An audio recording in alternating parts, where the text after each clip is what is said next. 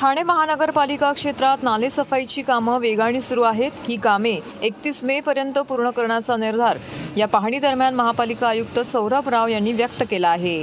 मंगळवारी झालेल्या पाहणी दौऱ्यात प्रथम आनंदनगर येथील नाले सफाईचं काम आयुक्त राव यांनी पाहिले। या नाल्याचा काही भाग मुंबई महानगरपालिका हद्दीत आहे, त्याच्याशी समन्वय साधून येथील सफाईचं काम होत असल्याची माहिती यावेळी देण्यात आली।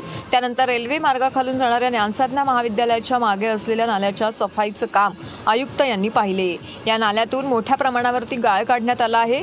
रेल्वे मार्गाखाली असलेल्या भागातून सफाई करणं आव्हानात्मक असले तरी ते काम व्यवस्थित केले जावे अशी सूचना यावेळी आयुक्त राव यांनी दिली।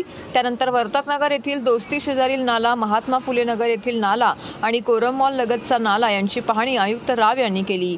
कोरम मॉल लगतच्या नाल्याचा मोठा भाग पूर्ण द्रुतगती महामार्ग येथे जोडला जातो, तेथेही व्यवस्थित सफाई केली जाईल याची दक्षता घेण्याचे निर्देश आयुक्तांनी दिले आहेत। या पाहणी दौऱ्यात अतिरिक्त आयुक्त प्रशांत रोडे, उपायुक्त तुषार पवार, आरोग्य अधिकारी डॉक्टर राणी शिंदे, उपनगर अभियंता विकास डोले, शुभांगी केसवानी इत्यादी अधिकारी उपस्थित होते।